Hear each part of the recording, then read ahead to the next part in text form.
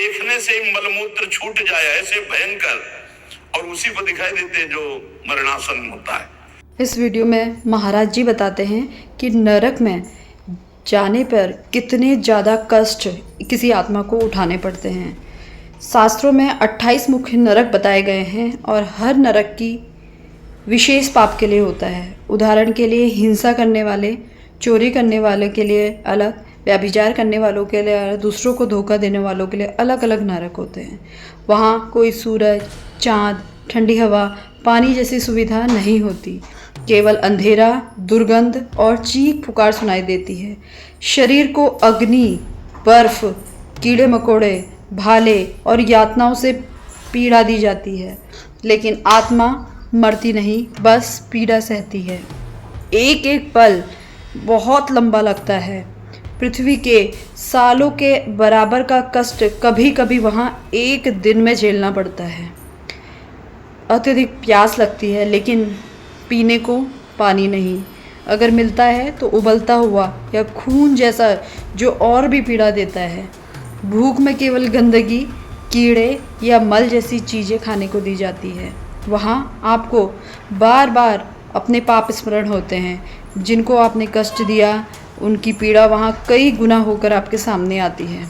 इसलिए महाराज जी कहते हैं, नरक से बचने का एकमात्र तरीका है अभी जीवन में ही अपने कर्म सुधार लो, पाप का प्रायश्चित कर लो, नाम जप, सेवा और दान करो, ताकि मृत्यु के बाद यमदूत उस राह पे न ले जा सके। आगे महाराज जी इसमें वर्णन करते हैं कि यमदूतों का आगमन कैसा होता है।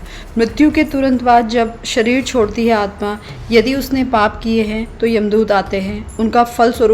उनका स्वरूप इतना भयानक होता है। लाल आंखें, लोहे के डंडे, फंदे और चाबुक, वे आत्मा को बांधकर घसीटते हुए नरक की ओर ले जाते हैं और रास्ते में आत्मा की चीख निकलती है, लेकिन कोई सुनने वाला नहीं होता।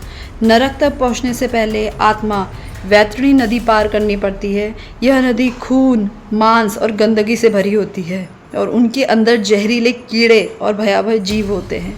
पापी आत्मा को लोहे के कांटों भरे रास्ते पर नंगे पैर घसीटा जाता है। विशेष नरक और उनके दंड क्या क्या होते हैं। तप्त कुंभ होता है। व्याभिचार और धोखेबाज को उबलते हुए तेल के कुंभ में डाला जाता है। जो भगवान को भूलकर केवल बुराई में लगे हैं, उन्हें गहरे अंधकार में कैद करा जाता है, जहाँ कोई आशा नहीं होती। हिंसा और क्रूरता करने वालों को जानवरों का रूप देकर एक दूसरे को काटने की यातना दी जाती है। नरक का दंड स्थायी नहीं होता, लेकिन जब तक कर्म समाप्त नहीं हो जाते तब तक पीड़ा मिलती रहती है। कभी कभी यह हजारों लाखों वर्षों तक भी चल सकता है। महाराज जी कहते हैं, वहाँ सबसे बड़ा कष्ट यह है कि आत्मा को मुक्ति की कोई उम्मीद नहीं दिखती। जो यहाँ नाम लेने से आसान है, वहाँ लेने की इच्छा भी हो तो शक्ति नहीं मिलती। महाराज जी हमेशा समझाते हैं कि नरक का डर ही इंसान को सजग बनाता है। अभी सांसें चल रही हैं तो जप, दान, सेवा, सत्संग यही बचाव का रास्ता है। मरने के बाद केवल कर्म आपके साथ चलते हैं, न पैसा, न रुतबा और न ही परिवार।